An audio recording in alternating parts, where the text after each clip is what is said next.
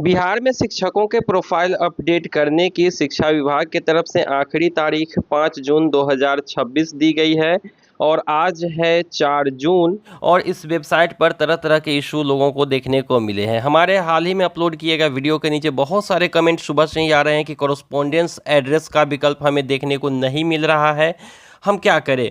तो अगर आपको कॉरेस्पॉन्डेंस एड्रेस का विकल्प नहीं देखने को मिल रहा है, अब ऐसे में आपको क्या करना चाहिए वो समझते हैं। और अगर आपने अपना प्रोफाइल अपडेट नहीं किया तो क्या होगा वो भी समझ लेते हैं, क्योंकि चूंकि अभी एरर आ रही है, कब तक फिक्स होगी नहीं होगी इसकी गारंटी नहीं है।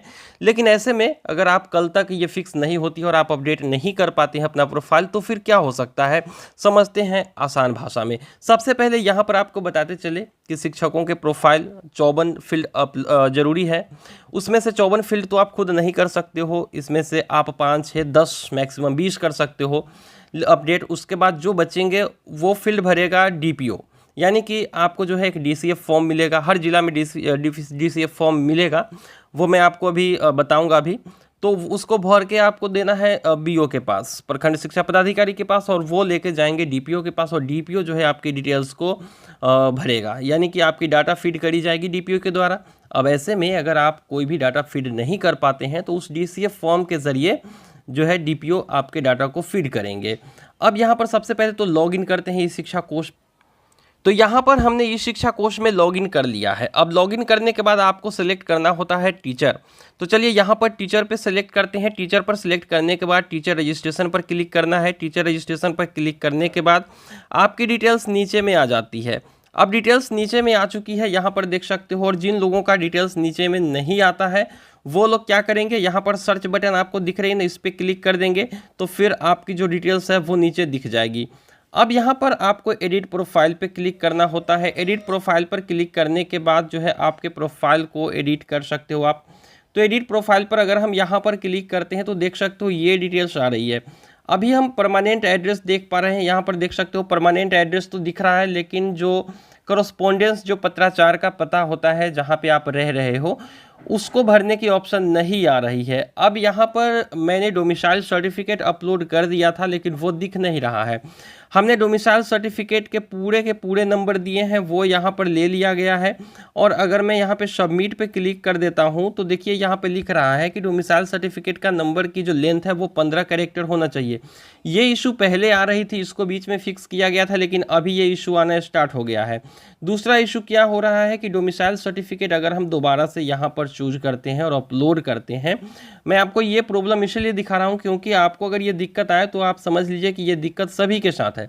हमने यहाँ पे सिलेक्ट कर लिया है और उसके बाद चलिए हमने डोमिसाइल सर्टिफिकेट नंबर तो दिया हुआ है, सबमिट पे क्लिक करते हैं तो ये कुछ इस तरीके का एरर आ रहा है यहाँ पर, और कॉरेस्पॉन्डेंस एड्रेस का ऑप्शन नहीं आ रहा है। तो आपको बताते चले कि कॉरेस्पॉन्डेंस एड्रेस कल तक आ रही थी, जैसे अभी मैं कल वाला वीडियो आपको यहाँ पे प्ले कराता हूँ तो आप देख सकते हो यहाँ पर कॉरेस्पॉन्डेंस एड्रेस चेंज करने का विकल्प आ रहा था। मैंने मल्टीपल टीचर के आईडी से लॉगिन करके देख लिया है, सब में यही इशू आ रही है। तो ये जो इशू आ रही है वो वेबसाइट की इशू है, कॉरेस्पॉन्डेंस एड्रेस का विकल्प अभी नहीं मिल रहा है। तो इस वक्त आप लोगों को क्या करना चाहिए, आप लोग कुछ मत करिए, जब तक वेबसाइट ठीक नहीं हो जाती है आप लोग वेट करिए। 5 जून आखिरी तारीख डेफिनेटली है, लेकिन अगर आप 5 जून के बाद अगर ये डेट नहीं बढ़ाई जाती है तो ऐसे में आपको डीसीएफ फॉर्म पर अपनी डिटेल्स देनी होंगी। और वैसे भी डेट ना भी बढ़े या फिर बढ़े उससे फ़र्क नहीं पड़ता है, डीसीएफ फॉर्म हर ज़िले से निकलेगी और वो देना है, क्योंकि शिक्षा विभाग ने ही डीसीएफ फॉर्म जारी कर दिया है तो वो सारा डीसीएफ फॉर्म आपको भरना होगा। अभी आपके स्क्रीन पर दिख रही है जिला शिक्षा पदाधिकारी वैशाली का ये लेटर, जिसमें इन्होंने प्रोफाइल अपडेट करने की बात करी है। उसके बाद यहाँ पर नीचे की तरफ अगर हम बढ़ते हैं तो देखो यहाँ पे इन्होंने लिखा हुआ है कि डीसीएफ फॉर्म जो है वो अनिवार्य रूप से आपको 28/6/2026 तक प्रखंड कार्यालय को उपलब्ध करा देना होगा। यानी कि ग्रीष्म अवकाश समाप्त होने के बाद 28 तारीख तक आपको मौका मिलेगा डीसीएफ फॉर्म जमा करने का बीओ के पास, प्रखंड शिक्षा पदाधिकारी के पास। और उसमें कौन कौन सी डिटेल्स होंगी तो यहाँ पर आप नीचे की तरफ बढ़िए, ये देखिए ई शिक्षा कोश शिक्षक प्रारूप यानी कि DCF form data collection format, तो इसको आपको भरना है। टीचर आईडी यूडाइस कोड देना है, उसके बाद अपने टीचर रजिस्ट्रेशन की इन्फॉर्मेशन देनी है, अपना first name, middle name, last name, gender, date of birth, school category, religion, mobile number, Aadhaar number, nature of appointment, किस टाइप के टीचर हैं, किस सब्जेक्ट के हैं वो यहाँ पर देना है। उसके बाद आपके पोस्टिंग की डिटेल्स देनी है। ये कुल मिला के 54 फील्ड होंगे जिसको भरना है। उसके बाद यहाँ पर आप लोग देख सकते हो पोस्टिंग डिटेल के बाद पर्सनल इन्फॉर्मेशन यहाँ पर देना होगा आपको। उसके बाद एड्रेस का डिटेल्स देना है। अब यहाँ पर आप लोग देख सकते हो कि परमानेंट एड्रेस का भी विकल्प है, करेंट एड्रेस का भी विकल्प है। तो अगर आप ऑनलाइन नहीं कर पाते हो अपडेट तो ये काम जो है डीपीओ साहब करेंगे, क्योंकि यहाँ पर डीसीएफ फॉर्म में हम अपना करेंट एड्रेस और परमानेंट एड्रेस तो देंगे ही उनको, तो वो यहाँ से भरा जाएगा। डोमिसाइल सर्टिफिकेट अगर आपने अपॉइंटमेंट के समय दिया है तो उसमें टिक करना है और उसके बाद नीचे में यहाँ पर सर्टिफिकेट नंबर दे देना है। तो इससे भी पता चलता है कि आपको जो है अगर आप नहीं भर पाते हो यहाँ पर तो फिर जिला से ये काम किया जाएगा। अपॉइंटमेंट और सैलरी डिटेल्स यहाँ पर भरनी है। उसके बाद जो है नीचे की तरफ आ जाइए और यहाँ पर बैंक की डिटेल्स भरने के बाद हिस्ट्री ऑफ पोस्टिंग या सर्विस डिस्क्रिप्शन यहाँ पर भरना होगा। एजुकेशनल और प्रोफेशनल क्वालिफिकेशन भरना है। उसके बाद जो है एजुकेशनल क्वालिफिकेशन इन सर्विस और प्रोफेशनल या वोकेशनल क्वालिफिकेशन है तो वो यहाँ पे भरना है। जरूरी नहीं कि सारे फील्ड आपको भरने हैं, जो भी आपके पास डिटेल होंगी वहीं भरना है आपको।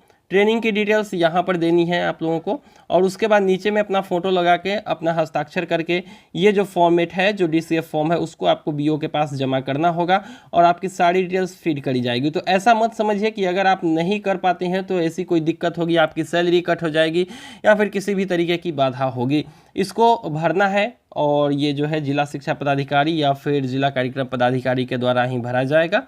ऑनलाइन आप जो भी कर पाते हैं वो करिए, अगर आप नहीं कर पाते हैं कोई दिक्कत नहीं है। वेबसाइट की इशू चल रही है, सरकार को भी पता है, विभाग को भी पता है, तो ऐसे में घबराने की कोई ज़रूरत नहीं है। जैसे ही वेबसाइट फिक्स होती है आपको हो सके तो हम जानकारी देंगे या फिर आप रेगुलरली चेक करते रहिए। आप अपडेट कर पाएँ तो ठीक, नहीं तो डीसीएफ फॉर्म के ज़रिए अपडेट करी जाएगी डीपीओ के द्वारा, इसलिए आप लोग चिंता मत करिए।